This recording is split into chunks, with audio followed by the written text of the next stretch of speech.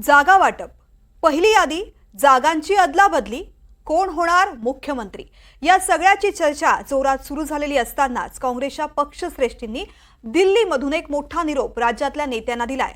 जागा वाटपावरती कुणी जास्त दबाव टाकत असेल तर थेट सांगली पॅटर्न दाखवा, असा हा निरोप आहे। पाहूया त्यानंतर मवियामध्ये काय राजकारण रंगलंय।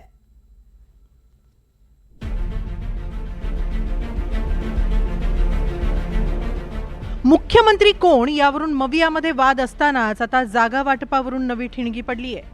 मित्रपक्ष फार दबाव आणत असतील तर सरळ सांगली पॅटर्न दाखवा, अशा सूचना हायकमांडनं राज्यातल्या काँग्रेस नेत्यांना दिल्यात।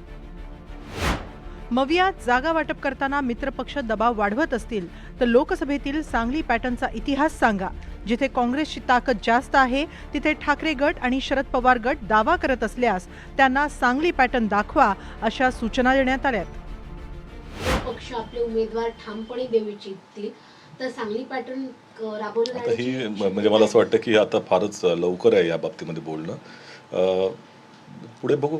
आणि याच्यामध्ये मला असं वाटत नाही की अशी परिस्थिती येईल, कारण आमच्या तिघांचाही तिथं एक दिलानं आम्ही कामाला लागलेलो आहोत आणि एकच लक्ष आहे की भारतीय जनता पक्ष आणि हे जे महायुतीचं महाभ्रष्ट सरकार आहे त्यातनं त्यांना पाय उतार लवकरात लवकर करावं आणि राज्याला चांगलं सुशासन मिळावं।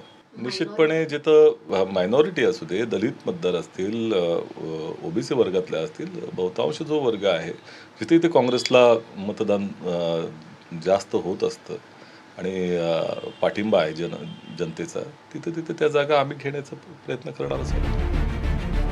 मवियामध्ये काँग्रेसच्या काही जागांवर ठाकरे गट आणि पवार गट दावा सांगतायत। पश्चिम महाराष्ट्र, मुंबई आणि विदर्भातल्या काही जागांवरून काँग्रेस आणि ठाकरे गटामध्ये वाद आहे।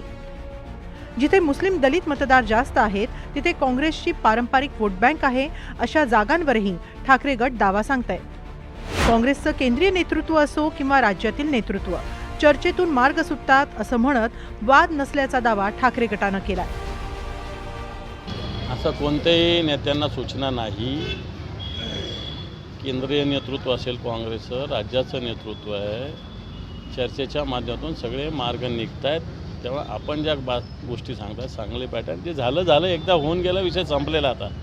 त्यामुळे विधानसभेला असं काही कोणत्या गोष्टी होऊ शकत नाही। लोकसभा निवडणुकीत मवियाची चर्चा होण्याआधीच उद्धव ठाकरेंनी सांगलीमधून चंद्रहार पाटील यांची उमेदवारी जाहीर करून टाकली। सांगलीची हक्काची जागा असल्यानं काँग्रेसनं ठाकरे गटावर नाराजी व्यक्त केली। बंडखोरी करत विशाल पाटील उभे राहिले आणि निवडून आले।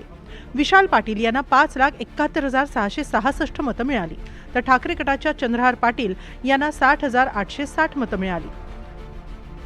लोकसभा निवडणुकीत सांगली पॅटर्न राज्यात चांगलाच गाजला।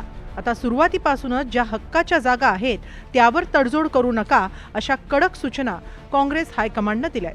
त्यामुळे मवियाचा जागा वाटपाचा तिढा लवकर सुटण्याची चिन्ह नाहीत।